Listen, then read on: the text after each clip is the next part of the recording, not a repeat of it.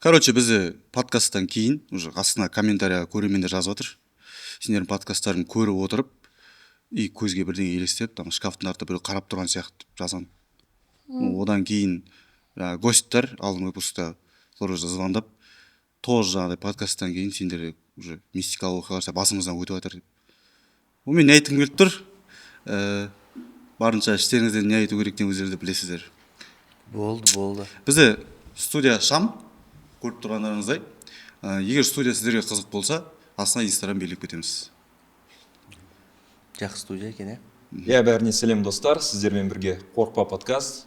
Бізде бүгін қонақта Фади, блогер, тиктокер, стример, в прошлом боец. Және де қонақта Айым, тоже модель, актер, блогер и әрбір боецтің бойдаңғы кейінгі қорқынышы. Интервьюер ма? Айтпақшы, Фади өзінің спорт карьерасын аяқтап тастаған себебі Айыммен сұхбатта кездеспеу үшін. Айым сұхбат беріп, миымді ашытпау үшін соңын шығып кетіп қалған постта. Короче, факт сондай. Енді ол боецтардың миын ашытады. Иә, мен де интервьюермін енді. Мен бірақ миын ашытпаймын, по делу сұрақ қоямын. Жұрттар вообще білмейді да вообще қоя береді сұрақтарын. Чисто по делу дейсің ғой. Так, барлықтарыңызға сәлем, құрметті достар, құрметті көрермендер. Бүгін келдік осы жерге Қорықпа подкастқа өзіміздің болып өткен оқиғаларымызды айтып, мына жақта в общем қызық әңгімелермен бөлісе отырамыз. Иә, достар, қош келдіңдер. Қалай жеттіңдер, қалайсыңдар? Жалпы қазір қандай жобалар болып жатыр? Айым өзің көргендей, соңғы рет Супер курьер фильмінде болдың. Сол туралы шамалы айтып кетсеңдер жалпы жобаларың туралы. Иә, подкастында болдық. Қонақ болдық. Предпоказға бардың ба? Предпоказға бара алмай қалдым. Мен тоже бара алмай қалдым. Көрмедік фильмді. Бірақ сол бару керек ше. Күшті сияқты. Бізде бара алмадық. Қараймын. Тоже. Бармаған Онда жат. закройте тему тогда. Басқа қандай жобалар болып жатыр жалпы өздерінде? Ну, Айым айттың. Менде ештеңе. Тыныштық. Съемка туда-сюда проект. Менде қазір тишина негізі. Қазіргі таңда мен өз-өзіммен жұмыс істеп жүрмін над своим самочувствием, над своим здоровьем. Вот. Над собой, над внутренней энергией, да? Над собой, над внутренними, там, над мозгом, потому что мышление ол ең біріншіден, ең бас. Бәрі мына жерден ғой. Және де в первую очередь над здоровьем, өйткені соңғы кезде ауырып жүрдім көп. Жалпы Фади өзінде стрим. Сол үшін Қытайдың бәлелерін жей бермеу керек еді. Мен жей берген жоқпын ғой. Чипса, пепси ішесіңдер. Кстати, бұл шын, негізі бұл шын, вот мен недавно қаралдым, Астанада чекап істеп. Бар, желудығыңды қарат. Өйткені менде чипсы көп жейсің деді ма? Чипсы көп жейсің деді. Айтты, дұрыстап тамақ іш 3 раза в день. Мен просто күніне только кешке ғана тамақ ішетінмін. Таңертең тұрамын, дым жемеймін. Что в руки попадет, соны жеймін да. Голодная хожу, и только бірінші пища кешкі 6-та. Бір көп ұрып аласың еще, андай. Жоқ. Первый, второй мен. Жоқ, аз. Жалпы осыны питаниеңка зерттеп жүрсің, мысалы, осы завтрак негізі көбіне болмайды деп айтады, сол дұрыс па? Жоқ, 3 раза в день обязательно тамақ ішу керек. Тұрдың ба? Не обязательно ради завтрака рано просыпаться. Тұрдың ба? Бар тамақ іш. Любой уақытта, мысалы, 11-де, 12-де жүрсің да, тамақ ішуің керек па? Типа, тұрып, сосын кешкі 6-та тамақ ішсең, мен сияқты жүресің. Это желчь накапливается. Сол себептен обязательно 3 раза в день нужно кушать. Может быть, ты не чувствуешь голода, өйткені желчь көбейеді. Желчь көбейеді, сен голода не чувствуешь, худеешь, и все потом. На самом деле голод бар. Негізі сосын өте көп жаман нәрсе ішсе болады. Потом ФГДС-қа барасыңдар мен сияқты. ФГДС вообще это ужас. Ешкімге, никому не советую шлангты жұтуға. Это прям ужасно. Сондықтан достар өздерінің денсаулықтарына қарап жүріңдер дұрыстап, питаниелеріңе, режимдеріңе. Дұрыс, мына жерде мен диета туралы әңгіме айтпай қояйын. Бірақ сонда да дұрыс айтып жатыр негізі. Маған постоянно айтады, постоянно аздан тұрған кезде жеңіл бір нәрсе жеп ал деп. А по проектам, по личным мне, ну на самом деле, енді қаншама проекттер болады ғой негізі. Там ведение аккаунт сол туралы. Бірақ самый главный проект например, негізі өзіміз ғой. Өзіміз негізі. Өзіңнің личный брендіңмен, контентіңмен айналыссаң, қалған барлығы артынан өзімен өзі ере береді екен. Қазіргі таңда менде мысалы там TikTok, және де Telegram, Twitch, YouTube, Instagram барлығы бірге жүреді да. Мысалы, біреуіне жақсы көңіл бөліп, қалғандарына аз көңіл бөлсең, ол болмайды. Ну, короче, андай барлығын баланстап. Фокусты распределять ету керек. Сөйте білу керек. Ол үшін и демала да білу керек. Потому что бір кезде прям өртеніп кетесің. Мысалы, болмай қалуы мүмкін да бірдеңке. И сен уже күмәндана бастауың мүмкін өз-өзіңе. Солай болды. А чё мен натуре мен қолымнан келмейтін сияқты-ау деп ше. Может, это не мое дейтін секілді. Ол бір кезде просто адамдар біз андаймыз да, просто бір кезде тым көп ойланып кетеміз сол туралы. И қатты жиі бастаймыз өз-өзімізді. Болмайды, 100% болмайды. Иногда надо просто отпустить, и ол барлығы өз қалпына келеді. Проще относиться етсең ше. Осы сөздер керек болды ма саған? Рахмет. Күшті, жақсы инсайт болды. Фади, бәріміз Фади деп танимыз ғой Фадиді. Шын атың кім брат негізі? Шын есімім Фади ғой. Фади да кәдімгі. Есімімді шешем қойған. Арабша есім. Тоже бір жас кезінде, там жүрген кезінде тоже бір кісіден вдохновиться етіп, мықты бір кісі болған екен. Айтады өзінің, айтып береді. Не үшін қойдыңыз деп сұраймын ғой менде. Өзі жақсы бір кісі болған, андай там мықты мужик болған деп ше. Вот соны айтып берген кезде осындай жақсы ырымдап сол кісі секілді болсын деп қойған. Қандай мағына береді сонда Фади арабшадан? Құрбан деген мағына. Избавитель, құрбан сияқты. Гуглға жазып көрсеңіздер болады бір. Все. Өзім білмеймін десе.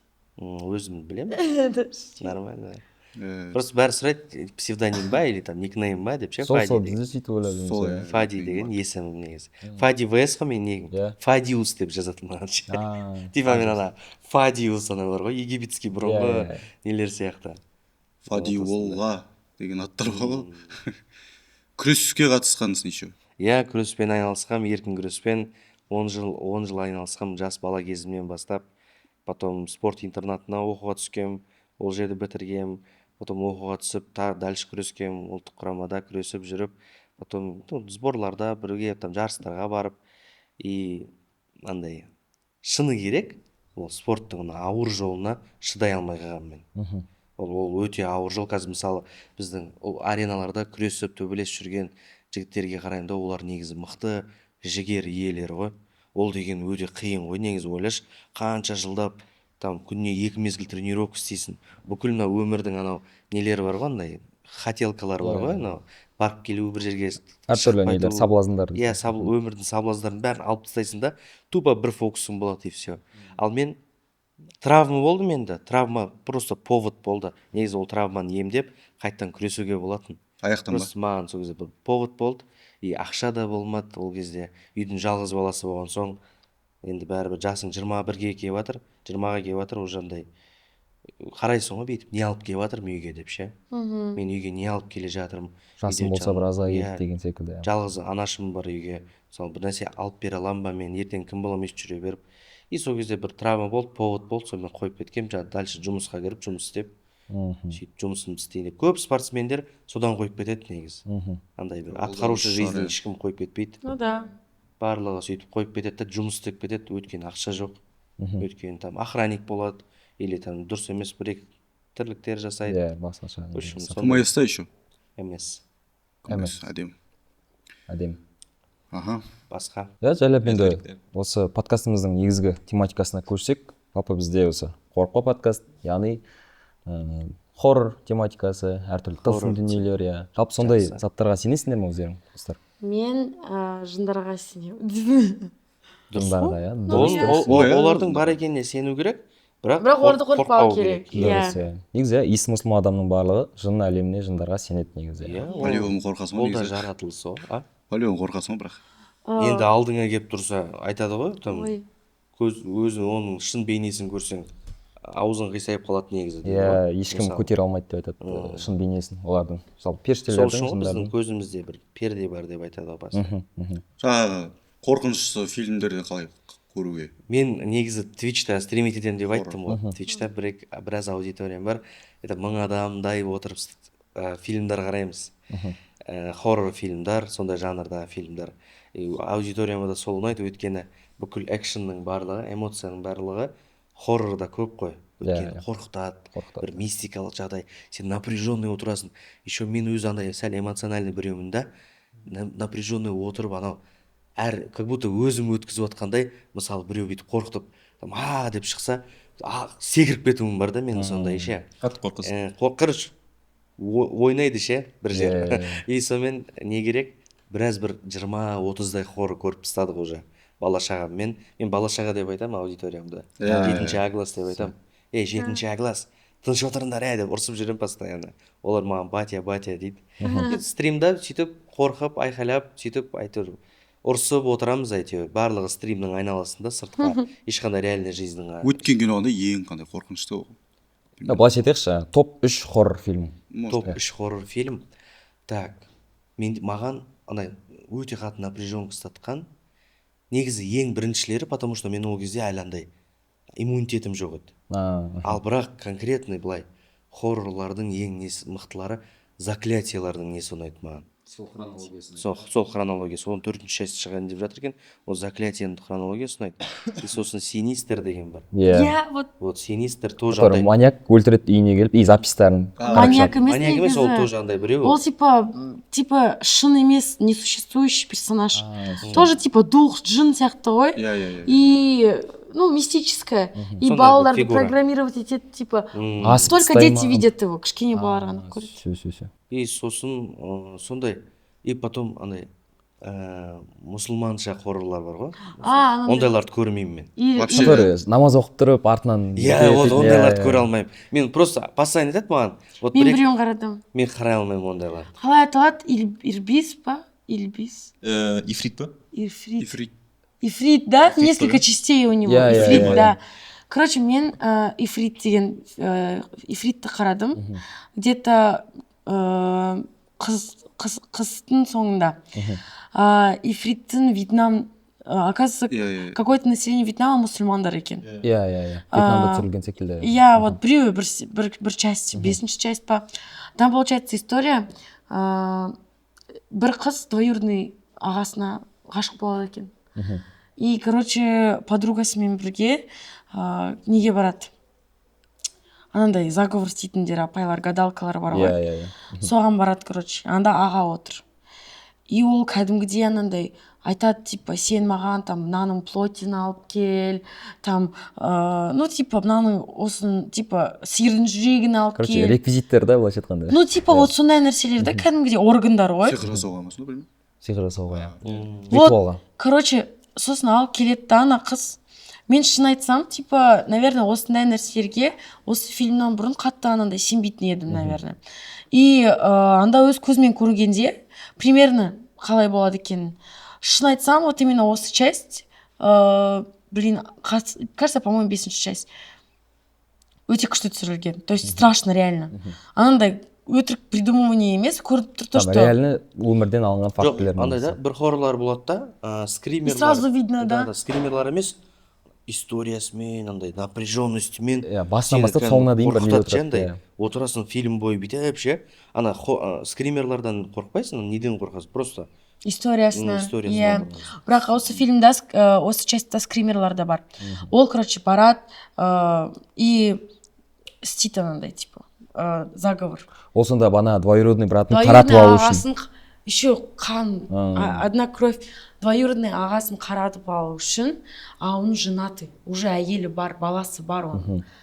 Она забеременела, оказывается, сосын, все, там один за другим. Короче, ең бірінші апасы өледі, короче, бабушкасы.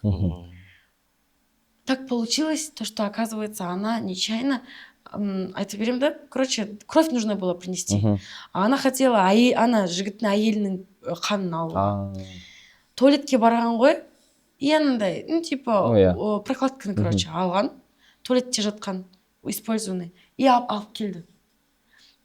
Енді ананың қанымен бірге, там, всякие плоть, анау-мынау. В конце фильма оказалось то, что это ее самой кровь была. Өз-өзінің ұмытып кеткен, короче. Сюжет бойынша, иә. Сиджин емес па аты да? Сиджин! ифрит емес Сиджин ғой. Иә, Сиджин. Дұрыс, дұрыс, бәлен негізі часть бар. білесіңдер ма вообще ол үйтіп айтуға да болмайды ғой аттармен. Иә. Негізі бізде жалпы қазақ халқында көбіне үш әріп немесе басқа мүйізді деген секілді аттармен атайды негізі, жаңағы жын деп айта хорролар бермейді. қандай хоррор қарасам да вот осындай Қарап көрші осы хоррорларды қарай алмаймын. Жоқ, Сол сен- бағанағы сондай фильмдер, короче, мен ойлаймын уже мұсылман елдеріне или мұсылмандарға дінге там қара жамылдыру үшін жасалады, түсіріледі Жоқ, сияқты ол меніңше. жоқ, Сиджинда қара жамылу үшін емес. То есть там не менің ойымша, мен көргенде, мен бірде бір рет жаман нәрсе көрмедім. Дінге қарсы ештеңе Дінге айтылмайды. қарсы ештеңе көрген жоқ. Енді барып жаман там сиқыр салу үшін это же дінді жамандамайды ғой, ол адамды жамандайды ғой. Адамдардың ісін. Енді это факт же, что такое существует. Жоқ, мен ана студиясын, ана несін айтатын, ситуациясын, короче, намаз оқып тұрады, И и там қан. артында уже қайталап тұрады.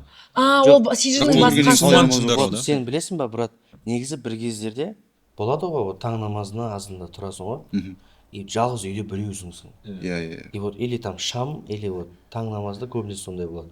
Үйде жалғыз біреусіңсің да, бәрі или ұйықтап атуы мүмкін, или өзің біреусің болуы мүмкін. И бүйтіп жай намазыңа тұрған кезде, бүйтіп кәдімгі уже намазыңды оқып, такбир келтіріп оқып жатқан кезде, натуре артында біреу тұрғандай, мына энергиясы сезіледі иногда.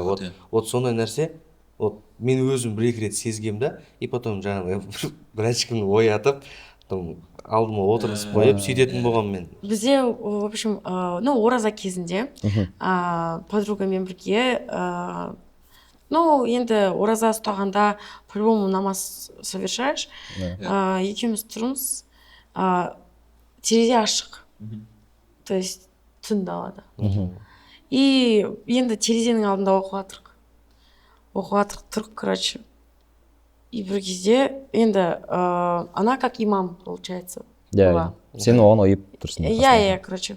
Бас көтереді да, қарайды, и шошып кетеді, короче, подруга. И мы заново начали перечитывать. Терезені жауып қойдық. Я ее не понимаю еще. Я говорю, что случилось, Алина, что случилось? Ама айтады, туалетке кетеді. Мені еще комнатада қалдырып, мен артынан жүгіріп жатырмын. Ты меня напугала, что случилось? Айтады, ты не видела, дейді? Я говорю, нет. Она говорит, блин, типа, что-то сзади бегало, короче. Біздің артымызда бірдеңе жүгіріп жатыр, короче. Вперед-назад, быстро. А біз үйде екеуміз, и как кішкентай вообще, типа, чтобы за нами там кто-то бегал, типа, место нужно нормально так. Потом еще же есть сура, как она называется? Нет, не Аль-Курси, не Каусар, а вот это вот. Нас. Нас сурасы. Вот, она когда нас читала, у меня, когда я жила в той квартире, я вам рассказывала, я жила в квартире, такой с напряженной обстановкой, постоянно звуки были какие-то, когда мен ұйықтауға собиралась. Когда она нас читала, у меня голова кружилась. Вот, и голова болела. А когда другие суры читала, все нормально было. Негізі нас сүресі негізі сол жаңағыдай рақилар көп оқиды, жаңағы жындарды қайтару үшін, не үшін өйткені. Соңғы аяттарын. Иә, ең соңғы Құранның сүресі ол айтқанда. Фалақ настан бітеді ғой. Да, Фалақ нас, иә, сол екеуін. Ол екі сүре негізі жаңағыдай сондай жын шайтандарды қайтару үшін. И сихырды алады тоже. Өйткені көп ой болды соңғы кездерде ораза уақытында, что біреу маған мен дуалап жүр, сихыр істеп жүр. Өйткені сен туралы жаман ойда деп айтасың. Иә. Бәрібір анандай нәрселер, оказывается, не обязательно барып там, знаете, гадалкаға жамандап сені. Біреу просто саған реально плохого желать может. Просто кәдімгідей адам энергиямен сені типа жамандап жүрсе, вот өлсін, ой, ештеңе болмасын, пусть ничего не получается. Мен ойлаймын, то что мен қарғыс қой, бұл негізі да түбі, негізі қарғыс. Ал вот қарғыс айтады ғой, жәбірленушінің қарғысы ең қатты дейді. Вот егер сен біреуге натуре ренжітіп қойсаң бір кісіні, ол кісі үйіне барып жылап, шын жүректен сені қарғап жіберсе, ол жоқ, менде типа осындай болмады, то что вот біреу қашин ба отыра салып. Просто. Иә, негізі көз тию, сөз тию бұл хақ нәрселер ғой. Хадис келеді ғой. Тағдырды өзгертетін бір нәрсе болса, бұл көз бен сөз дейді. Көз тию мен сиқыр дейді жалпы. Иә, тіл көзден сақтасын. Қатты әсер етеді негізі адамдар. Енді сендер ел алдында көп жүресіңдер. Да. Көп жаңағыдай нелер көреді, сені аудитория көреді, біраз халық көреді. И олардан да бір хейт кетсе, ішінен ойлап қалып, бір қатты негативный энергия болып кетуі мүмкін да, негізі. Сондықтан әрине мысалы там көпшілік бір орынға барып қалсаң или сол жерде мысалы адамдар көз деген қалай тиеді, мысалы ол көз деген сен адам там бүйтіп қарап тимейді ғой, бүйтіп отырған кезде мысалы адам сенен натуре былай айтқан кезде восхищаться етіп қарауы мүмкін да, вай там или ема деп андай. И сен сол көзбеге тойып үйге келіп жаңағыдай біздің мама өзі сондай постоянно айтады, тұзды ал да бір пачка тұзбен жуын тез типа шомылып ал, үстің бір шайынып ал деп ше, бір пачка тұзбен өзіңе дем сап ал балам, онда абайла, типа үйтпе постоянно мешітке барып дем салдырып отыр деп айтады постоянно ше. Тіл көзден сақтайды ол. Енді былайша айтқанда бұл да бір духовный болезнь деп айтсақ, банағы заттардың бары профилактика болып саналады да. Сол аурудан қайтару үшін профилактиканы жасап тұру керек. Енді қазақпыз ғой, адыраспан деген бар ғой. Біздің ауылда әжеміз сөйтіп сәл не то кішкене мазамызға айтсаң, адыраспан. Біреу қандай диагноз адыраспан. Андай да бар ғой, майканың теріс киіп ал, көз тимейді деген сияқты. Күйе жағып ал. Там или басқа назар, короче, көзге тиеді деген сияқты. Кішкентай балаларға да жаңағыдай айтып жатады ғой. Жаман бала деп айтыңдар деген секілді жаңағыдай. Басқа жеттіңдер қатты дейді. Бара көзбен. Жоқ, мен олар енді серіккен. Соны тигізді ғой бізге. Кішкентай кезімізде, анандай болып саналды ғой, типа біздің именно уже қазақпыз ғой дегендей. Мы же тюрки, по сути. Да. Из-за этого ғой, просто анандай көз, ол символистика просто. Бұрынғының жаңағыдай остатыкі. Символистика да, просто. Андай бар ғой, айтып отқанда, сен мақталса көзің сізге айтып тұр дейді ғой. Білесің ондай бар дейді. Ішіңнен жаңағыдай көз тиіп кетпесін деп оған қарама қарсы не айтып тұр дейді да, жаңағыдай сөз айтып тұр дейді. Ой, мен как раз өмірде барлығын боқтаймын деймін. Сен ішіңмен боқта да просто. Мен бетіне боқтаймын, сен. Не. Сен тын дейді. Жалпы енді өмірде жалпы қорқақсыңдар ма? Неден қорқасыңдар жалпы? Фобия деп жатады ғой. Қандай заттар фобиядан? Жалпы фобияларың не деген сияқты сұрақ? Андай неден мистический адамдардан қорқамын мен. Былай айтқан кезде. Мысалы, енді өзім былай емес, жақындарым бар. Содан уайымдайсың. Қазір сондай уақыт болып қалған ғой, что түнде жүріп баратқан кезде сен іні қарындастарың болуы мүмкін, анаң болуы мүмкін, әйелің болуы мүмкін, уайымдап тұрасың, сонда біреу тағы. Просто неше түрлі адамдар бар ғой қазір. Не знаешь, под чем-то, түрлі жаңалықтардан көріп жатырмыз.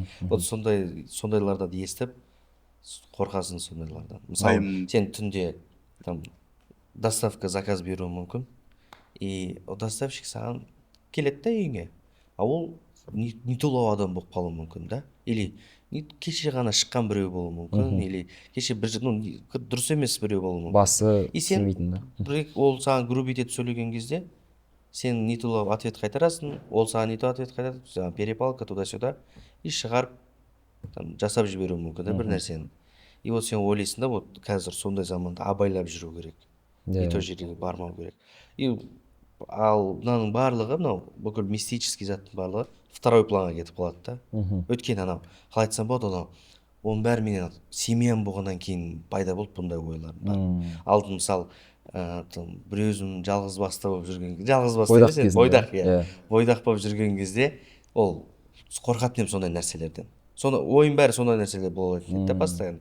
Ал уже семьям бар, балаң бар, әйелің бар, уже үйдің үлкенсің, анаң бар, уже андай эффект қалай айтсам болады, синдром защитника сияқты. Жауапкершілік алған синдром защитника сияқты болғаннан кейін уже сен анау окружающий средадан сескене бастайсың. Вот, а так қорқасың. Неден қорқам андай түнде жаңағыдай бұрын көп бастырылатын ем бұрын. Менде көп болатын еді бастырылу. И мысалы қай жерде жатсам да мен білетін ем, бүгін мен бастырыламын 100%. Ұйықтаймын, постоянно осылай ұйықтаймын. Жай түнде көз ашылады, қол аяқ тырысып тұрады, постоянно осылай аяқтар тырысып тұрады, и біреу келеді жай өстіп. И ол жаңағы түрі жоқ, екі көзі бар, осындай үстіңе шығады, и қинайды сені. И сонымен мен бір ағама барам, айтамын осындай, күнде менде болады. Мен жаман жер баспаймын, типа жаман жерлерге көп бармаймын, көп емес, вообще бармаймын. Типа клуб, анау сияқты жерлер ше, вот сондай жерге бармаймын. Бірақ неге мен баса береді? Өзім үйімде жатырмын деп. Типа не істеймін, мешітке барып ұйықтаймын ба деп ше. Типа вообще түсінбеймін ғой. и ол айтады маған, и сен оның бар екеніне сен, бірақ қорықпа одан деп айтады. Типа оны да бір жаратылыс ретінде қорқып түнімен ойланып, мен шыны керек, мен ойланып жататын едім бүйтіп ше. Ай, қазір тағы да келеді. Ай, қазір тағы да бастырыламын деп ше. И вот содан қорықпа, просто бүйтіп әшейін бар екеніне сен. И все, и шын өтірік болып естілетін шығар, бірақ мен қазіргі дәл сондай түстерім андай да, короче, келеді, и сезесің ғой келгенін. Келеді, осындай қасыңа келіп тұрады, сен жатасың, уже тырыспайсың бүйтіп андай тұрғың келіп ондай емес, жатасың, бос денең босатып. И жаңағыдай кәлимаңды келтіріп айтсаң, кетеді, и болды, кетті, жақсы давай. Шығарып адам үйреніп кетеді екен, басшы ал деп жата береді екен. Үйреніп кеткенсің, жаңағыдай. Ай, фобиясы қандай екен мысалға бізде? Мен фобияларым негізі Фадимен қосыламын. Ең жаман жау ол адам. Және ал фобиялардан мен темноты боюсь. Қараңғылықтан қорқам, я. Мен өйткені біз мысалға түнде көрмейміз ғой. Қараңғыда көрмейміз, сен білмейсің қараңғыда не бар екенін, алдыңда не тұр, артында не тұр. Мен үйде вообще в темноте ұйықтамаймын. Қараңғыда ұйықтамаймын, менде свет обязательно. Свет всегда горит. Ешқашан... Подсвечник па или кәдімгідей лампочка ма? Когда как, иногда подсвечник, иногда прям кәдімгідей лампочкаларды қосам да ұйықтаймын, өйткені қатты қорқам, тем более ана квартирада тұрғаннан кейін менде анандай кішкене страх, что қайтадан қазір бірдеңе болады. Мен еще өте қатты қорқам, когда ЖК-ларда енді свет өшіреді ғой. Мен қорқам, капец, если түннің ішінде біреу свет өшіп тастаса ЖК-да, мен үйден шыға алмаймын. Мен терезеге қарап, пожалуйста, спасите, вытащите меня, чтобы меня забрали и менімен бірге түсу үшін. Өйткені мен реально қатты қорқам, именно қараңғылықтан. Бұдан басқа, анандай жай, тиктоктан көрген фобиялардан, үлкен заттар, үлкен нәрселер, үлкен объектілерден, үлкен объекттерді, именно анандай жай үлкен объекттер емес, анандай Абу-Даби Плаза дегендей емес. Просто үлкен КамАЗ, например. Например, огромный КамАЗ. Или үлкен статуя. Статуя. Анандай кәдімгідей не просто, а который огромная прям. Типа вот необъяснимых размеров. Тиктоктан шығатын. Лось білесің ба? Размер лося. Қандай? Үлкен болады ол да. Үлкен, как слон сияқты, почти. Еще несімен, рагасымен. Жалпы ондай фобияны мегалофобия да айтады. Мегалофобия. Өйткені анандай Мегалодон деген фильмдарды көрген соң. Ну и по сути даже киттардан, негізі менің мечталардың біреуі это китпен бірге поплавать в океане. Поплавать. Нет, сондай бар ғой. Сейчас китқа там седло и кит. Жоқ, просто қасында ғой анандай. Сондай турлар бар ғой. Сол негізі мечталардың біреуі. Но шын айтсам, судың ішінде китпен мен, наверное, ана жерде қорқып өлетін болармын. Вот. Не деген қорқынышты ситуацияны ойлашы, сен океанның ортасындасың, такой карабкаешься, и сенің астыңда, короче, не бар екен білмейсің, сезбейсің, вообще көрмейсің. Сен кетіп баратсың, может, сенің астыңда там бір нормально бір нәрсе жүзіп келе жатыр. Қазір прям еще аузын ашып да, прям саған деп. Өткенде осы тиктоктан тағы көріп қалды, кит жұтып қойды бір, көрдің бе? Сосын алып шықты ғой. Бір адамды кит жұтып қойды, короче. Жоқ, кит негізі жаман, типа, если по исламу, вообще уберем этот момент. Я просто для вас говорю. По исламу уже кит вроде капец хорошим животным считается. Не түзу ма? Жоқ, просто где-то же написано это. Юнус пайғамбардың несінде, оқиғасында келеді. Бірақ бұны жаңағыдай бір жақсы животный деп те айтылмайды, просто нейтральный животный, просто сол оқиғада келген. Типа жемейтін, тиіспейді. Тут сосын түкіреді ғой. Потом енді жаманкершілік емес қой ол, по сути.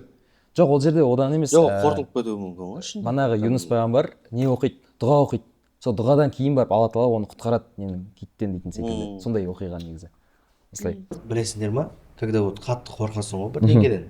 Вот или қорқынышты бір история естесің, или бір клубта отырып, сондай әңгіме болады, білесің ба? Біреу бастайды обязательно. Білесіңдер ма? Қазір ұзын болады потом еще. Так, менде осындай нәрсе болды, там көршімде мынау болды, бірдеңе болды деп. И сен сол әңгімеге тойып сыртқа шыққан кезде ана чувствоны қалай айтады, паранойя. Иә, Параноик болады. Параноик, аналитический. Прям кетіп баратасың, былай дуалдарға, столбтарға қарасаң, уже сен миың ана разрисовывать етеді да культ бір нені. Да. Скульптураны. Мышление. Ана адамды көргендей боласың. Үйіңе жуынып жатсаң, түнде там айна болады ғой, әркімнің үйінде айна бар ғой, түнде айнада. Иә. Айнаға қарап тұрсаң, бүйтіп короче бір ана өзімен өзі сен емессің да. сен емессің. Мен или қарамаймын жаныңда- специально осы жаныңда көп біреу бар. тұр. Терезе или жатқан кезде бүйтіп есікке қарап отырсың, біреу жай бас шығатын сияқты да. Бір звук шығады да. Былай ойлайсың, может қазір біреу қарап отқан шығар деп, и бір звук шығады. Мен қорқамын, потому что солай Вот ойлауға. сол ой келеді ғой түнде жатқан кезде, вот бір келген кезде, вот содан кейін мен ұйықтай алмай қаламын ғой. Вот дене кәдімгі түршігіп, терлеп, андай или ютубтан там басқа бір ойыңды бөліп бірдеңе История көресің. қарайсың да. Там вообще қатысы жоқ бір фильмдер қарайсың, или әйтпесе дәл сөйтіп жатып дальше жатсаң уже там жынды болып кетесің. Иә, ойыңды бөлу керек. Жалпы қазақта мақал бар ғой, жаңағы қорыққанға қос көрінеді дейді да. Адам одан сайын өзіне бір напридумать етіп, ойлап, одан нетуі мүмкін жаңағыдай. Жаңағы тым ойланып кетеді. Иә. Жалпы хоррор туралы айтып жатырмық қой. Хоррор фильмдер туралы. Біздер енді осы камераның айналасында, съемканың айналасында жүргендіктен андай да, жаңағы мистический заттар, әртүрлі скримерлер, неден одан уже мен мысалы қарасам хоррорда түсініп отырамын, что ар жағында ол по-любому съемка екенін түсініп отырамын да, өтірік екенін. Маған лучше одан гөрі андай хоррорлар өтеді. Маған сен адамнан қорқамын деп жатсың ғой, брат. Көбіне маньяктар туралы, каннибалдар туралы, сондай туралы историялар, вот солар внушительные, если. Да, фильм қарайсың, фильм более художественный. Ол жерде сценарий, актерская игра, туда-сюда к реальному миру никакого значения не имеет. Там мысалы былай айтқан кезде, енді документалкалар болмаса. Ал біреудің историясын естесің ғой, что қазір жаңалықтарды ашып қалсаң, сондай өкінішті жағдай, что там осындай облысында, там осындай ЖК-дан біреу үйтіпті, бүйтіпті деген естіген сайын анау не то ситуация. Да, ойлайсың ғой, адам өзі солай істей алмайтын болады. Қорқасың ғой. Иә, вот ол адам ондай іс-әрекетке бару үшін неге ол сонша злой ма, или сонша қатты ренжулі ма, или ауытқулар бар ма, там түсінбейсің, иногда там шок боласың. Или мысалы өлтірген адам, оның ішінде не бар екен. Өйткені США-да мысалға, өте көп өлтірген там, маньяктар көп қой. И мысалға Тед Банди деген бір маньяк болды. Ол 50-ден көп әйел өлтірген сияқты. Кажется, 50-ден көп әйел. Точно не могу сказать. И қыздардың там США-да женщины в маньяка влюблялись, в Теда Банди. То есть даже когда не болатын еді ғой, суд ол дейтін өтірік айтып, кәдімгідей жақсы өтірік айтатын психологиясы. Вот такая, он очень умный был. Манипулятор, я была. Манипулятор, я әйелдердің бәрі там стояли плакаттармен. Вот, он такой красивый, да. Вот отпустите его за его красоту, он точно никого не убивал. Но, в общем-то, психология по психике у него все в порядке. Но мне кажется, по-любому бұның ішінде жын отырды. Типа, енді осындай адамдар, енді психикасы нормальный. Енді я, либо психикасы жаман, либо ішінде жын отыр. Одно из двух. Мынандай ғой, ситуация әртүрлі болуы мүмкін. Мысалы, сені бір ай алдын чекап істеуі мүмкін, сені полностью. И бір ай у тебя все нормально психикамен, а келесі ай плохо. Так, вот человек жасы 30-да, психика ауытқулар жоқ, тап-таза кәдімгі обычный адам. Бірақ оның заложенный бір сандықтың астында жатқан бір папкасы болуы мүмкін да, который ата-анасы ма, или сол кездегі короче, кругтағы достары ма, вот сол жердегі кругтар заложенный бір түп санадағы бір папка болуы мүмкін да, и бір щелчокта ол папка былайдан типа ашылуы мүмкін да, бір щелчокта оянып кетуі мүмкін іштегі. И ол мидағы бүкіл структура, бүкіл ненің барлығын бұзады да, и ауытқу, шиза содан келеді. Вот. Ол адам қорқпайды, ол адамда цель болады, целеустроение андай до конца баратын біреу болады. Ол адам жатпайды, ұйықтамайды, тек сол нәрсемен өмір сүретін болады. Вот адам сол үшін кішкентай бала кезден балаларды дұрыс тәрбиелеу керек та, дұрыс түсіндіру керек та ситуациялардың барлығын. Реальность деп осылай да айту керек. От этого много зависит. Иә, вот бұндай болмау үшін мынандай нәрсе жасамау керек. Вот осындай ситуация кірмеу үшін, осындай жауыз адам болмау үшін мынандай жасамау керек дегендей бір кішкентай кезден емес, бала кезден емес енді, бірақ уже ескіріп жатқан кезде түсіндіру керек, иә. Да, даже түсіндіру емес, просто в целом даже жаман адамдардың барлығы қай жерден алынады. Негізі, если воспитание родителей хорошее, родители умеют все объяснять, даже компания әсер етпейді ғой. Вот есть люди, которым компания вообще әсер етпейді.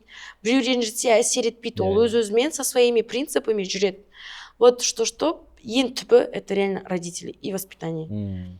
Да, вот типа уметь ребенку объяснять, не обижать, ну типа просто вот нормально вести. Баласымен дұрыс диалог құру. Или там мысалға дети не выбирают родителей, родители не выбирают детей, да, то есть и кішкентай балалар сколько в детских домах анандай алқаштар қалдырған балдар өте көп, и вот оларды вот даже алып кетсең, дұрыс воспитание берсең, оларда ата-анасы сияқты болмайды. Олар уже басқа адам болып шығады көбінесе. Енді ол семья, әртүрлі семья болуы мүмкін, благополучная такая хорошая семья болуы мүмкін. И андай бастары қақпайды. И бір торчок шығуы мүмкін сол семьяда. Иә. Сәлеметсіздер ме? Сәлем деп ше. Ну это те, кто в основном вот компаниядан алынады. Ну, конечно. Басқа орта уже. Благо менің ағаларым болған, вот ағаларым, которые дұрыс сөйлесе білген, вот в нужное время, в нужный час маған бір информацияны айтқан, и вот сонымен мен сол кезден өтіп кеткен кезімде ше. Вот сол период жизни да. Это главное. Енді өмір болған соң әртүрлі ситуациялар болады ғой. Да, конечно. Қиналып қалуы мүмкін, и сен мынандай болып қалуы, сол кезде сен андай более уязвимый болып қалуы мүмкін, мимен жүрекпен ше. И вот сол ситуация сені андай наоборот жауыз қылып жіберуі мүмкін. Да, конечно. Мысалы балдар бар ғой, мысалы обычный махаббат, жүрек жараланып қалады бір баланың, и ол бала сол жерде дұрыс емес түсініп қалса ситуацияны, и ол дальше ойлайды, бүкіл қыздар осындайна, бүкіл андайна, барлық сол неге или қыз жігіттердің барлығы бірдей. Ал оған түсіндіру керек та, что вот ол адамның выборы бар, и ол сені таңдамады, ол хақ имеет время, там қалай дұрыс айтады, имеет, нет, влияние. Өзінің таңдауы бар. Я өзінің таңдауы бар, өзі свой білет. выбор. Да, имеет свой выбор, что вот қаласа оқуды таңдайды, қаласа басқа жігіт таңдайды. Ничего страшного, осы адам ғана сондай. Бүкіліне топырақ шашып. А еще это сен адам таңдауын, это тоже сен психологияң. Просто так емес. Бәрі негізі мидан, психологиядан келетін нәрсе. Сенде қандай қорқынышты историялар бар? Ура, есть, мен айтам. Да, айтам. Давай. Короче, ең бірінші история, наверное, ең бірінші и, наверное, соңғы. Короче, мен где-то в прошлом году переехала в съемная квартираға. Ничего такого, по идее, негізі квартира жақсы көрінді. Она была серая. Ну, то есть, что-то между хорошей эстетичной квартирой и нормальной квартирой. То есть, она супер эстетика емес, но нормально. Маған нормально болды. Тем более, я тогда бірінші рет сама одна собиралась жить. Жалғыз өзің? Жалғыз өзім, да. Это вот мой первый такой шаг, без подруги, без соседки и так далее. Первый шаг өзім біреу тұруға. Однокомнатная квартира. Мен өзім всегда білдім, мен өзіме всегда айтатын едім, я, наверное, никогда не смогу жить одна. Өйткені мен қорқақпын. В итоге, мен өзім біреу тұрмын, даже қазір свой собственный, этот личный граница, это кайф. Но сол кезде квартираға көшем. И первое время, получается, именно квартираға көшкенде отношенияларда проблема басталады. То есть именно сол кезде жігітім болмады, но даже ухажерлармен там сондай вот көп проблема болды. Өзің кетші. Ходи, кетші. Ухажерлармен проблема болады. Сен. Әйеліне жаловаться етемін. Сосын кейін. Сосын, короче, получается, кетші, из-за тебя моим бөліп кетті. Сосын ухажерлар проблема. Короче, былай айтқан кезде. Все, ухажерлармен емес, все, идите в жопу. Короче, у меня были проблемы в личной жизни деп айтайын. Иә. Жеке өмірінде проблемалар. Личной жизньде проблемалар болды. Сосын именно вот при переезде сол квартираға, кстати. Именно сол квартираға кеткенде. Мен обращать внимание етпедім, шала қазақский. Мен, короче, келем, үйде бәрі нормально болады. Мен там постоянно үй жинаймын, үйде бардак болмады. Ну, конечно, когда сен жұмыс істейсің, көп съемкаға барасың, сен таңертең тұрасың, не қолыңа келеді, соны киесің, сен шкафтың бәрін лақтырасың да, не киесің, кетесің, сосын түнде келесің, ұйықтайсың, и там иногда бардаққа қалады, я не спорю. Но менде стабильно раз в неделю уборка болып тұратын еді. И получается, ешқандай анандай проблемалар болмады менде, то есть өмірде ақшамен именно ешқашан. И личной жизнью проблемалар басталды. Просто. Мен вообще не понимаю, вот даже өзімде интерес болмады. Хотя менде обычно қыз баламын ғой. Қыз балаларда анандай даже подругалармен просто обсудить интерес болады ғой, типа, ой, прикинь, анау балам мынау істеді, представляешь, ол маған осылай жазды деп. Эмоция жоқ сенде вообще? Вообще ноль. Только подавленность. И личной жизни бәрі все хуже и хуже становилось. Қатты ренжітті мені бір бала, өте қатты ренжітті сол кезде. И одан сайын қатты ренжітуді продолжал. То есть именно анандай стоп болған жоқ қой бұл балада. Все хуже. Поступктары одан да жаман. И постоянно вот бір кезде өзіме кетіп қалдым. Жұмыс істемедім вообще. Просто үйде осы овощ сияқты жаттым. 10 килограмм скинула сол кезде. Выгорание эмоционально, моральное, все. Жұмыс болды, жұмыс істемедім. Не хотелось просто уже. Я учебу бросила тогда. Просто, ну, типа, забила на учебу. Универге тек қана вот появлялась и кетіп қалатын едім. То есть ешкіммен араласпайсың, көп сөйлеспейсің. Подруг вообще ноль. Типа, бір ай, вот, я это прочувствовала на себе. То есть это накопительно было. Бірінші ай незначительные там какие-то изменения, да, личной өмірде. Екінші ай чуть хуже. И вот именно декабрь, и менде прям вообще полностью выгорание. Бір подругаларым бар, но при этом подругаларым маған уақыт таба алмайды. Ешкім время не мог друг другу. Именно менімен никто время не мог проводить. Бірақ өздері араласып да, но и у меня на них тогда времени не было. То есть вообще нестыковка болатын еді.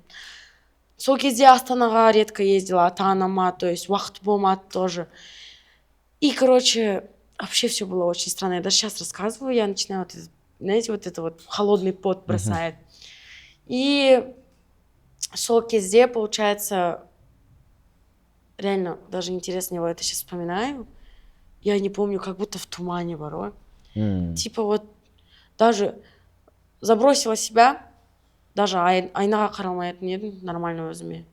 Типа у девочек же есть, ну, типа базовый уход за собой, перед сном крем намажешь, там уход и ұйықтайсың, да. Я даже вот не хотелось.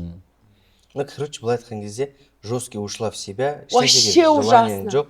С кем-то видеться, отвращение уже, андай біреумен кездесу, шығу, просто планировать это все. Да. Просто лежать и что-то там, и даже жрать дома, да? Ну, даже не жрать, даже тамақ. Интерес к жизни болған жоқ. Интереса к жизни не было. Ну, мысли были... Тестостерон түсіп кеткен ғой. Были мысли о... Вообще, меня никогда не посещали мысли о суициде. Ешқашан, даже по приколу, тоже осуждаю. Я вообще даже по приколу, андай, типа, кішкентай кезде ойлайсың, сейчас не заберут меня, я умру потом на улице, и родители будут жалеть, дегендей, типа, сондай вот, нет, типа, в детстве у всех, да? Но одан кейін болып көрмеген ондай ғой. Ешқашан вообще. И вот когда сама с собой, и уже ойлайсың, блин, вот неужели все настолько плохо? И типа, клянусь, как будто бы мне кто-то это нашептывал. Типа, у меня не было такого, чтобы мен өзім ойладым, собственной волейдым, да, пойду скинусь из окна деп. Болмады ондай менде ешқашан. Просто жатырсың, да, ема мен қалсам не болады? Если я сейчас пойду и скинусь. В рандом момент, просто вот так, хотя я даже об этом не задумывалась. Да, менде өмірде и хуже ситуации были, но чтоб я там думала о том, чтобы умереть, и мен жататын едім, и как будто просто кто-то мне, знаешь, вот так вот мысли в голову подкидывал. Я такая, блин, а если я сейчас... Ничего себе. И я такая, еба, откуда эти мысли? Фу деп, короче. И енді қорқатын бастадым. Подругам келеді вот. Ораза кезінде. Вот это все накапливается.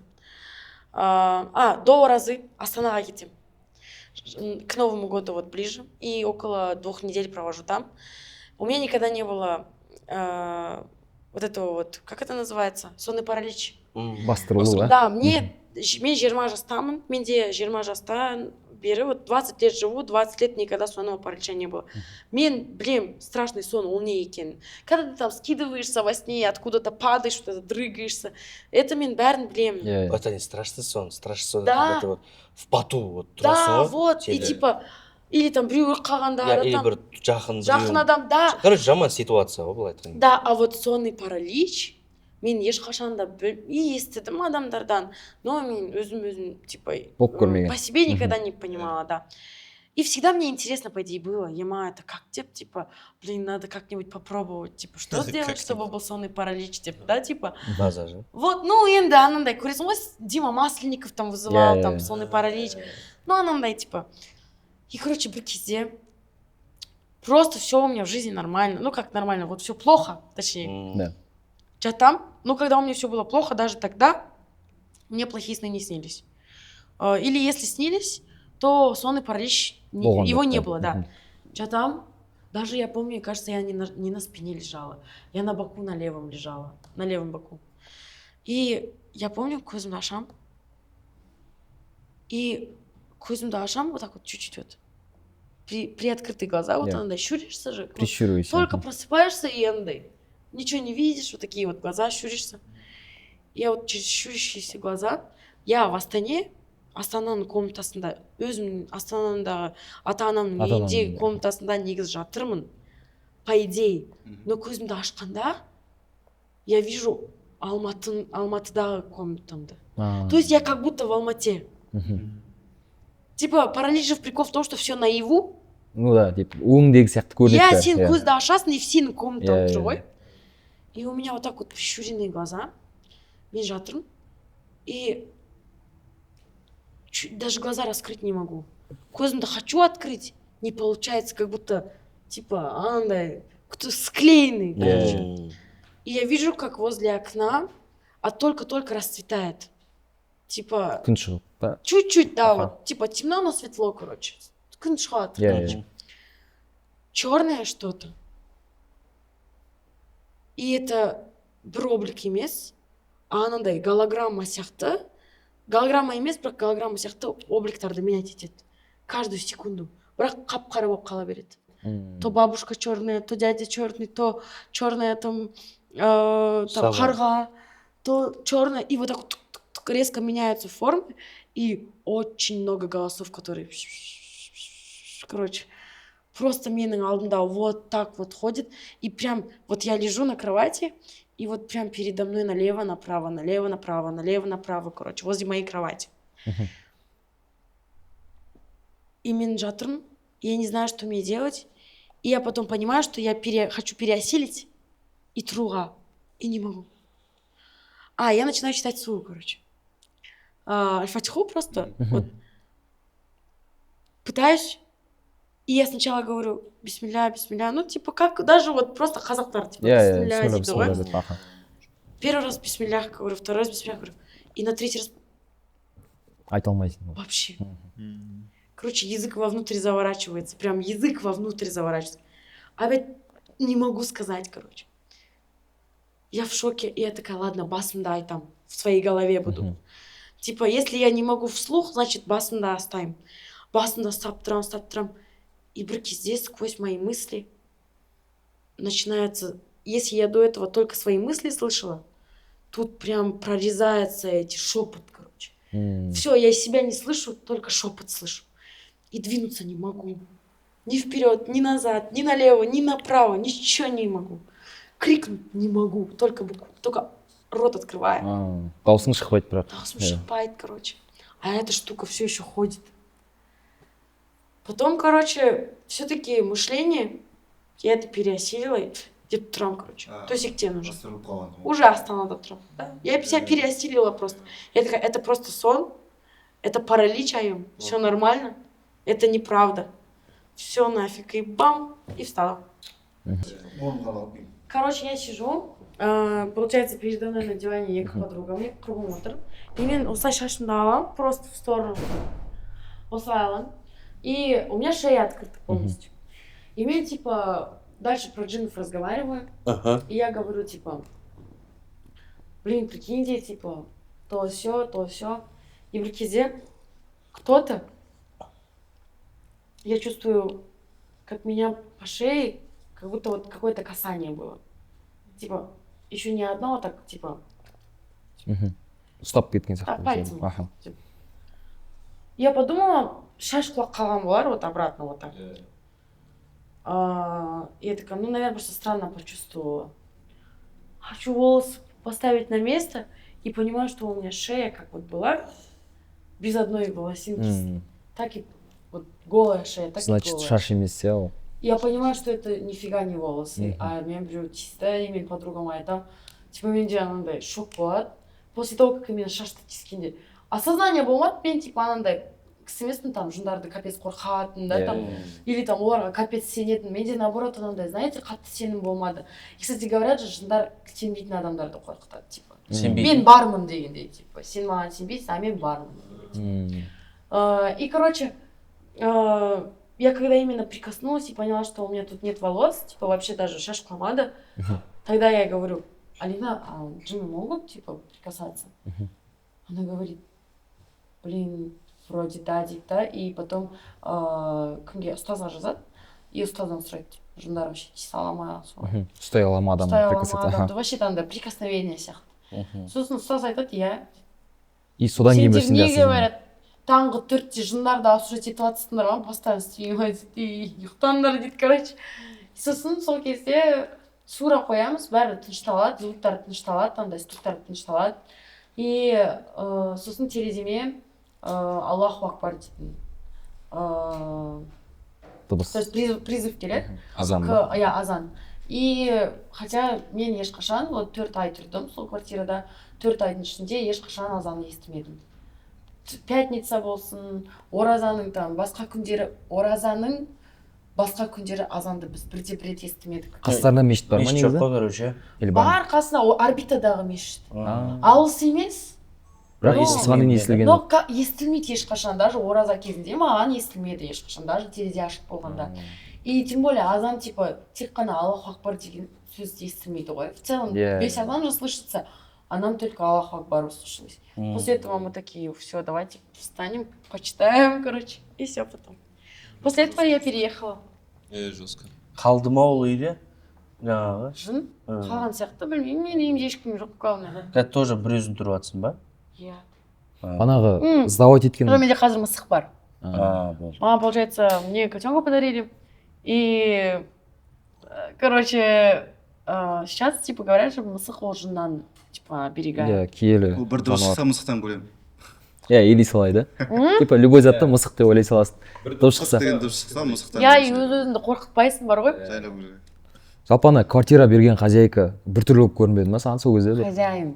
Хозяин, да? Все. Біртүрлі дегенде энергетика не очень адамда. Типа, адамның өз энергетикасы жақсы емес, и все. А так, білмеймін. Анандай вроде шаман емес. Болады ғой моменттер, когда вот біреудің қонаққа барасың ғой, или там бір помещениеға біреумен отырасың ғой, вот болады ғой бір андай напряженный бір энергетикасы болады. Аурасы онша емес. Аурасы.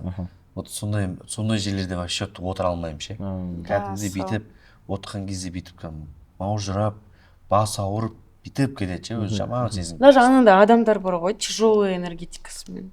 Өзінің тяжелый да емес, просто вообще үйінің өзінде андай не то ғой, короче. Пропитается, да. Біреу ұрысқан, может, ұрысқан, бір бәле болған. В общем, И комфортты сезінесің. бір святой нәрсе болмаған дейді. Иә, дым не көрмеген ба андай. Мына жер сияқты дейсің. Бұл жерде сендер Специально Бұл жер шам студиясы. Осындай Андай идеально, да, андай хоррорды айтып отырған. таза хоррорларды ма ситуация? Да, осыны айтқан. Мұрның қанап қалып? Мұрның қанап қалып кетті. Мұрның қанап кетіп қалды. Мажын туралы айтып жатқанда ғой. Сәл андай қанап отыр, мен жұтып отып қанды. Потом жуып келдің да? Енді жаңа сен айтқан кезде маужырап кеттім ғой. Нет, я тоже пока рассказывала, мне уже живот разболелся прям. Барынша тырысып оттым мен күтіп кішкене. Капец, да, мы прям этот. Негізі осындай әңгімелерге жындар Үйлер. Все, кетіңдер, давайте. Отсюда вон. Мысалы там дефолтный мысалы ситуациялар ше өмірдегі мусор тастап келуге мысалы барсаң да тоже дауыс шығарып тастау керексің. Дәрет сындыратын болса, еркек адам ғой мысалы, дәрет сындыратын болса көшеде тоже дауысын шығарып типа сөйтіп айтатын. Түнде бізде баяғыда ауылда су алғанда да сол дауыстарын шығарып барып суды алыңдар деп заттар айтатын. Өте кекшіл болады деп айтады да. Просто бір көрсе, бір ренжісе или там не қылса, ол до конца сенің артынан кетеді дейді. Кек сақтап қалады. Бала сияқты болады көңілі. Сол үшін дауыс шығарып деп қойып, жаңағыдай мусорын лақтырып, там или деп қойып жаңағы тірлігіңді істеп сөйтесің егер. Реально дейсіңдер ма? Естиді. Типа мен барын істейін деп жатырмын деген секілді, оған бір ескерту білдіресің да. Жануарлар ғана білесің деген бе? секілді. Жануарлар ғана вот көреді ғой оларды. Жануарлар ғана естиді оларды. Мысалы аттарды, жылқыларда өзі бір ауру болады, дәрет сындыра алмай қалатын. Вот сол кезде жылқыларды там мазараттың алдынан өткізіп жіберсең, вот сол несі ауруы кетеді. Сразу қорыққанынан ше. Вот сол нәрсені өз көзіммен көргенмін мысалы ауылда. Жылқының несінің жалында өріп кетіп жатады. Да, өреді ғой. Сол мысалы жындар болуы мүмкін тоже. Негізі сондайлармен байланыстырады негізі.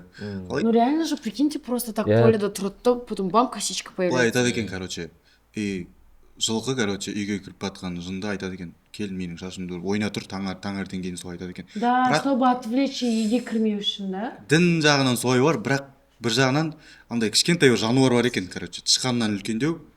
Қалай оған ақкіс дейді қазақшасы, по идее. И ол өріп береді ма? Сол келіп жылқы жатқан жерінен, короче, өріп кетеді екен бетінен адам несіп. Сондай да бір нелер бар. Шашым өріп Әр нәрсенің өзінің несі бар. Былай адамның өзі шеше алмайтын ана, бір қиын қылып өріп кетпей ма? Прям жануар деп айтады кейде. Өзі бір конструкция. Ситуациялар. Прям кәдімгідей өреді. Соны айтамын, ауылда көп қой, осы мистический ситуациялар ше. Көбінесе жаңағыдай ана поляға бір мотоциклмен барып жүрген балдар білет ше, түсінеді. Мынау как раз шамның уақытысында ғой. Где-то күн батып жатқан кезде, күн қызарып батайын деп жатқан кезде қайтып баратасың ғой үйіңе мотоциклмен, поляда жалғыз өзің жолда. Кең дала. Енді біздің жерімізде кең далалар көп қой, ауылдалар көп.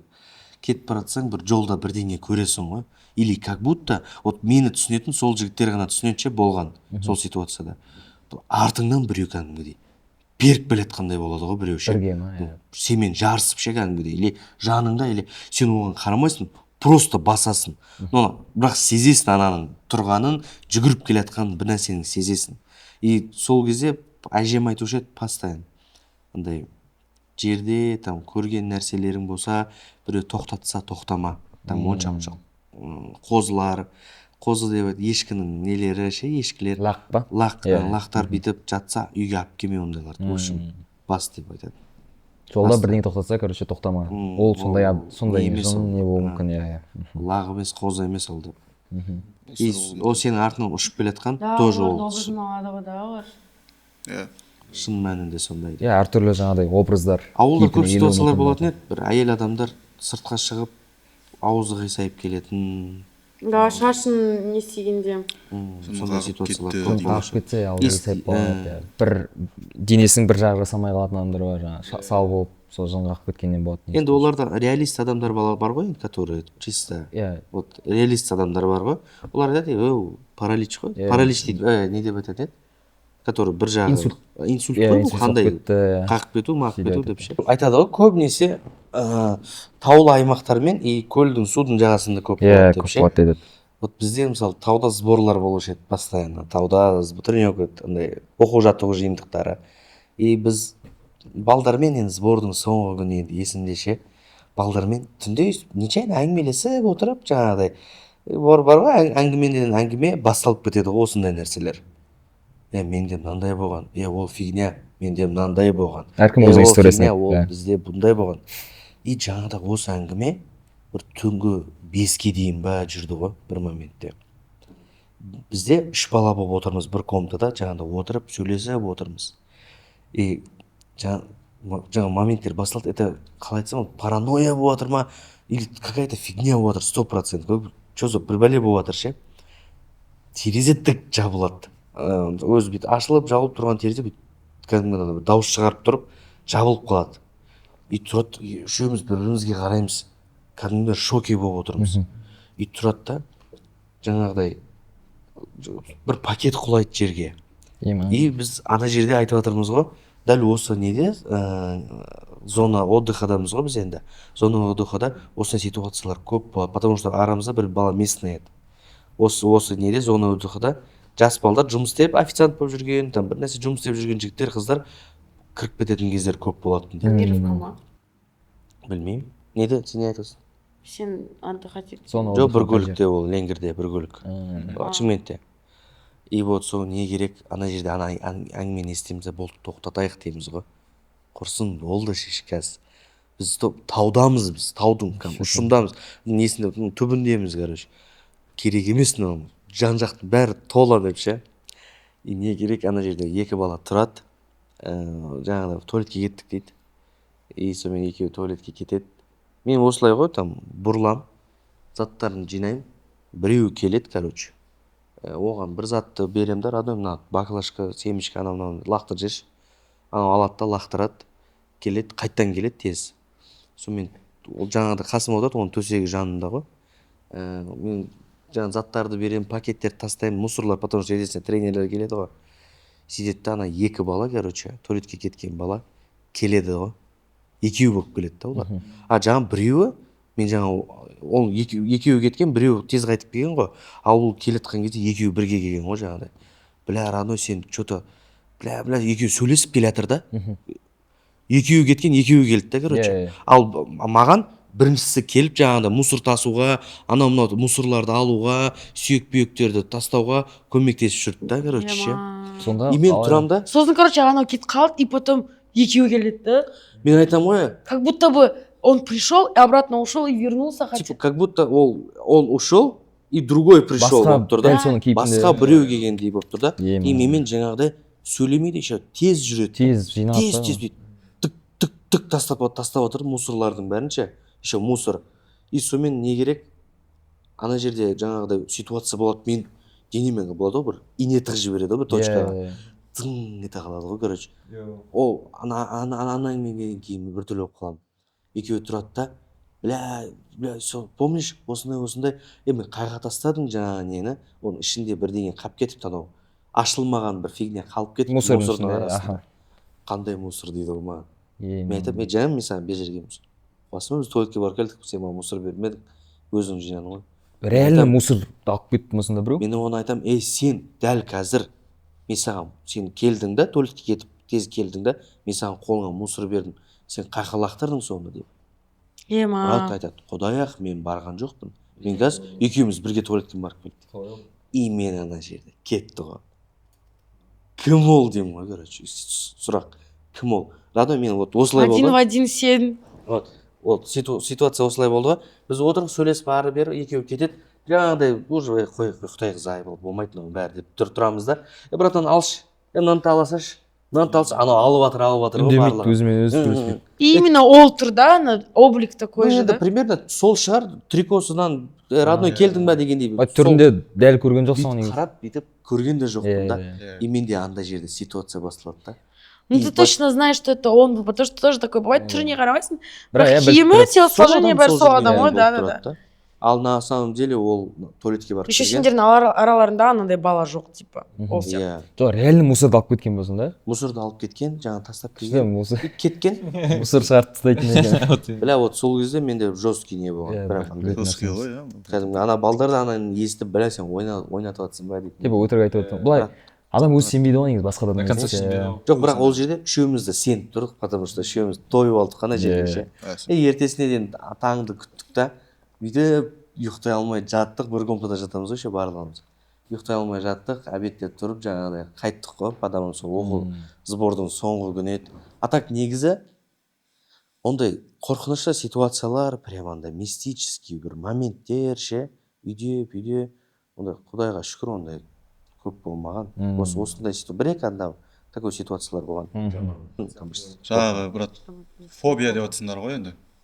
Менде мынандай оқиға болды, ситуация болып. И бала кезімде бізде телевизорда Николайдың дейтін канал білесіз ғой бәрін. Мультфильмдер көрсетін. Вот сол кезде кешке қарай примерно сағат 10-9-ның шамаларында телепузики дейтін мультфильм болатын. Короче. и соны отырып қараймын. Білесіздер ғой, 4 адам ба, 5 әртүрлі түсті, иә, которые телепузик дейді, иә, менде формасы болады. Бастары 4 бұрышта, 3 бұрышта деген сияқтылар ғой.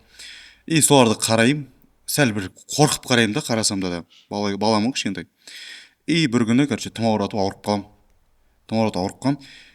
Мен ауырсам примерно 1 апта, 2 аптаға кетіп қалады ауруым уже. Сөйтіп бір күні жатырмын ұйықтап, ауырып ұйықтадым температурамен. Сөйтіп банағы телепузикидағы адамдар, короче, уже көзіме елестей бастайды ғой. Бір күн емес, уже 1 апта көремін соларды уже. И шошып оянам, и олар қалай маған елестейді.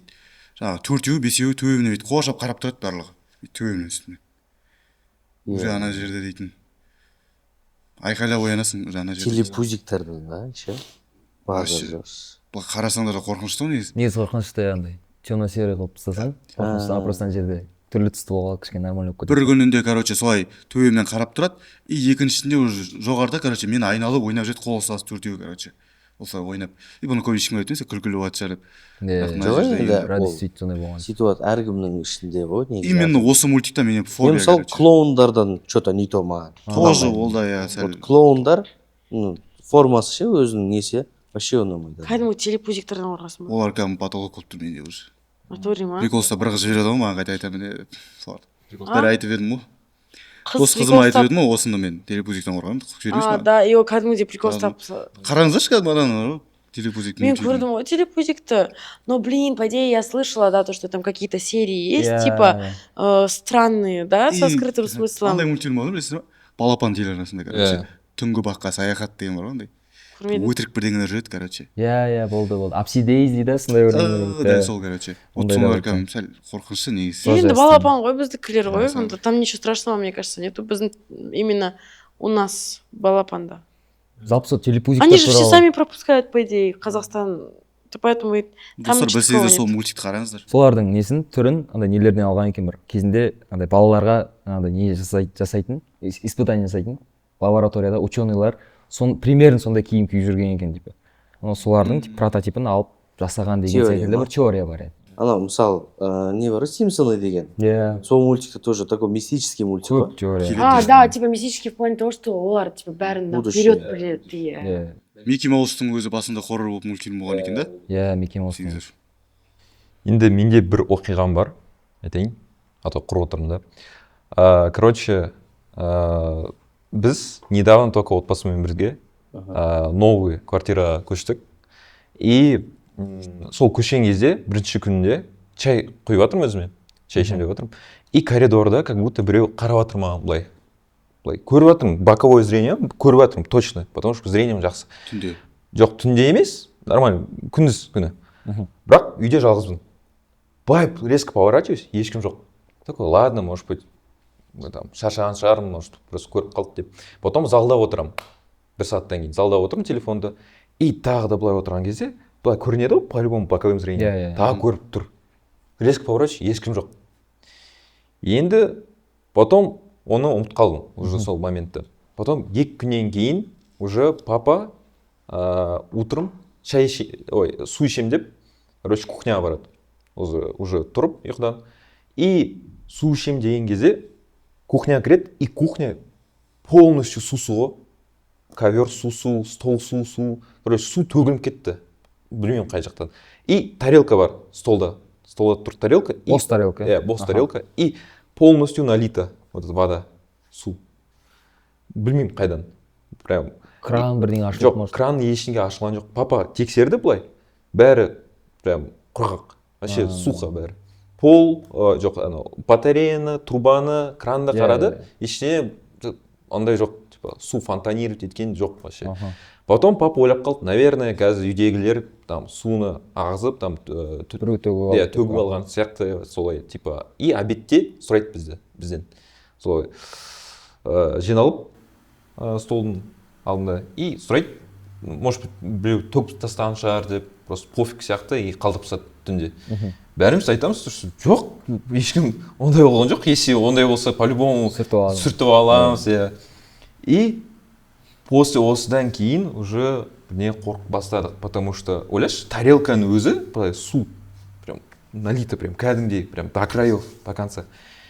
И енді самый қызықты момент, ең қызықты момент осындай. Қорқынышты момент, ең қорқынышты момент осындай. Короче, үш күннен кейін өзім намаз оқып отырмын. Намаз оқып отқан кезде ташаххуд момент бар ғой, когда отырасың ғой. Отырсың. Иә. И осылай отырған кезде осылай отырып бара жатырмын. И бізде есігіміз бар залда. И залдың есігін как раз мен жауып тастадым, потому что залдың есігінде коридор көрінеді. Чтобы маған если бірне көрінсе, намазда там кедергі жасамасын деп жауып тастадым. И есік қай жағынан тұр? Артыңнан? Жоқ, артынан боковой зрение. Иә. И былай ташаххудқа отырамын, и есікті біреу ашады олай. Деп, потому что біздің есігіміз анау ручкасы екі этап бар ода ашылған кезде. Былай тік дейді, потом до конца. Тағы басып. Да, так до конца. Бір дыбыс шығады, потом екінші дыбыс. Потом бірінші дыбыс шыққан кезде былай қараймын, есікке қарай. И екінші этапты көремін ғой, осындай. До конца ашылған кезде. Намазды үздің болса. Намазды өкінішке орай тоқтаттым. И, короче, былай до конца ашылады. И есік прям былай ашылып кетеді. И қараймын, мен вообще өзім үйде жалғызбын. Мен ойлаймын, наверное, бір ұрлықшы сияқты деп, может быть, біреу келді, и сол үшін намазымды тоқтаттым. Солай ойлап қалдым. Бірақ есіктің ар жағында ешкім жоқ. Енді көтке отырып қорқып қалдым, енді диванға отырдым. Диванға отырған кезде уже Айтул Курсині, Фатиханы оқып бастаған кезде, как Айтул Курси оқып бастадым, есік до конца ашылады ғой былай. Әлі ашылып жатыр. Да, ашылып жатыр. Мен ойладым, емам, может, мен өзім скептикпін. Хоть и мусульман, бірақ скептикпін. Өзім по-любому бір научный объяснение там, рационализируйтсің біледі. Возняк шығар деп. И бәрін қарап шығам. Только балконда терезе ашық, басқа жерде терезе ашық емес. Просто потом бәр жерін там кухняның есігін жауып тастадым, спальняның есігін жауып тастадым, бәрін терезені жауып тастадым. Сквозняк емес кір. И обратно залға келіп, залдың есігін жауып, и тағы да отырам, что наверняка тағы да Айтул Курси оқыған кезде оқып бастаймын. И біздің есігімізде, залдың есігінде косяк бар ғой, анау косяк, контуры бар есіктің. И ішінде анау монтажный пена бар. И тескен кезде косякқа, кәдімгі тескен кезде адам дыбыс шығады ондай деген. И Айтул Курси оқып бастаймын, и сол звук шығады ғой дыбыс. Как будто біреу итеріп баратыр. И есігінде тоже итеріп жатыр есікті. Прям уже естіп тұрмын. Как будто кто-то стучится. И коридорда как раз бізде стеклянный анау стол бар. И как будто біреу былай. Ужасно. Короче, я себя очень плохо чувствую, я, можно, хотя бы в уборную схожу, меня тошнит, блин. Все? Ужасно. Қиын, базар жоқ. Мне плохо капец. Без прикола айтайын, бірақ мына жері андай қысады екен ше. Иә. Қысып отыр ма серьезно? Қысады екен. Ол кезде шам студиясы. Қазір айта салайын, и аяқ тастайды. А то уже. И, короче, осындай дыбыс шығады да. И мен кәдімгідей смело оқып бастадым, потому что ойладым, ну, может, сквозняк деп. Но по-любому сквозняк емес, потому что біреу есікті ашты. Бірақ ойлап отырмын то, что ну, по-любому, наверное, сквозняк деп. Смело оқып бастадым. Андай звук шықты, типа, есікті біреу итерді. Былай оқып отырмын. Аллаху ля илляха иллаху валь хайюл қайюм ля тахузу. Басын жоғары ұстап жайлап нетіватса. Уже смелость вообще кетіп қалды менен. И сол 3 рет оқыдым Айтул Курсиімді. Сол звуктар, дыбыстар бітті наконец-то. И сол намазымды тез оқып, дағы шықтым. Сондай оқиға болды. Значит, үйде жын бар деген маған.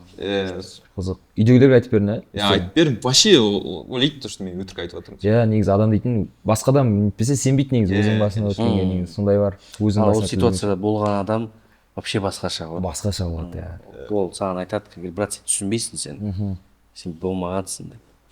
Мысалы комментарийларда қанша адамдар жазып жатқан шығар өздерінің оқиғаны. Көп, өте көп. И оларға да мысалы басқалар жазуы мүмкін. Брат, не өтірік айтып тұрсың деп ше. И просто айтатыны, сен білмейсің, сен көрмей ақ та қойсай болды деп ше. Біздің выпусктардың астында жазатындар бар жалпы. Бір-екі комментарий хейт болады, обязательно жаңағыдай. Ертегі бітті ма, ертең айтып отырсыңдар деген секілді. Бірақ көбі өзінің оқиғасын жазып отыр негізі. Біз оқимыз соның барлығын. иә достар, бізбен болғаныңызға көп рахмет. Бізбен болған Фади және Айым. Достар, выпуск сіздерге ұнаған болса, лайк басыңыздар. Комментарий жазыңыздар, бізге өте қызықты болады.